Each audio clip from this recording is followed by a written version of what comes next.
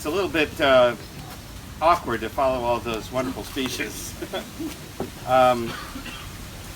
But we're going to eat in a minute, so I just want to introduce the food. So in the Jewish tradition, we don't make up blessings.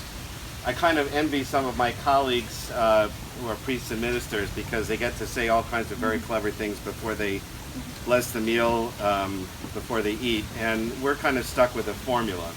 So what I will do is I'll explain the formula, which maybe that'll help some. The formula thanks God for bringing bread out of the ground.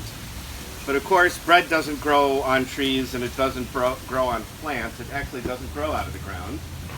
And that's an interesting, leads to an interesting question. So why do we thank God for bringing bread out of the ground? Well, first of all, it's a quotation from the book of Psalms, but perhaps there's something more to it than that. And it goes back to Adam and Eve, which I mentioned earlier at the wedding. You may recall that they didn't stay in the Garden of Eden forever. They had to leave. That's why we all live in the real world. In the Jewish tradition, it's not a tragedy. We live in the real world, and that's part of life. That's what we enjoy and cherish.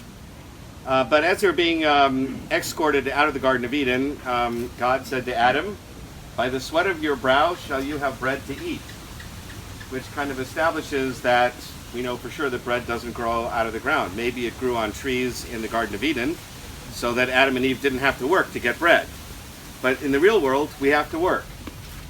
And that teaches us an important lesson in Jewish tradition, which is that we are God's partners in taking the gifts that God gave us and turning it into something even better. And so every time we sit down to a meal and we thank God for giving us food, we also acknowledge that we are God's partners in helping to further create the world. So now the blessing in Hebrew, Baruch atah Adonai Eloheinu melech haolam, hamotzi lechem min haaretz. Blessed are you, Lord our God, ruler of the universe, who brings bread out of the ground. Amen.